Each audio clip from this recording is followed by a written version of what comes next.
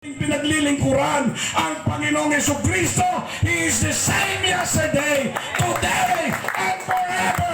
Hindi nagbabago ang Diyos na ito ayon sa Malakias, mga kapatid. For I am the Lord, I change not. The Bible said.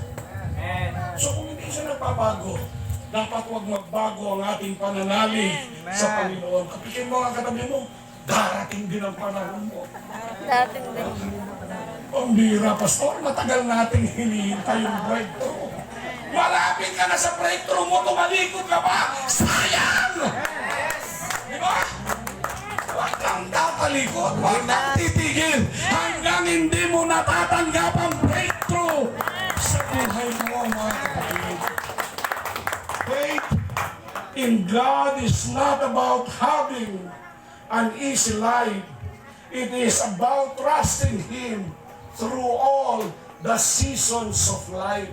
Ang pananampalataya daw ay pagkakaroon ng tinatawag na pagtitiwala sa Diyos sa kabila ng lahat ng panahon sa buhay mo, mga kapatid. Hindi ho madaling mabuhay sa mundo. Right? Dito, pag wala kang pera, hahamakin ka ng iba. Akala ko ba naglilingkod sa Diyos ba't hanggang ngayon naman wala namang pagbabago sa buhay niya? No, sir. No, man. Diyos lang naman ang nagbibigay ng pagpapaalala. Sabi nga ni Pablo, who can separate us from the love of God? Shall tribulation, distress, famine, o ano pa mang mga bagay, ang sabi niya, walang makapaghihiwalay sa akin sa pag-ibig kay Kristo. Never lose faith on God whenever you are in trouble. Always think whatever happens with us is our welfare and benefit.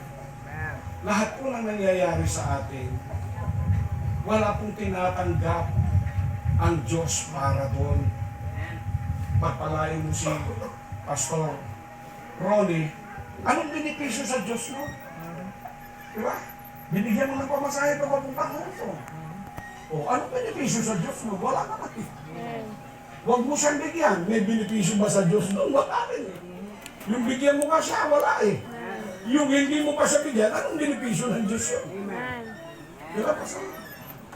O, yung lahat ng ginagawa natin, wala namang benepisyo ng Diyos. He is not selfish. Yung ginagawa mo para sa iyong kaluluwa yun. Para sa iyong sarili yun. Diba?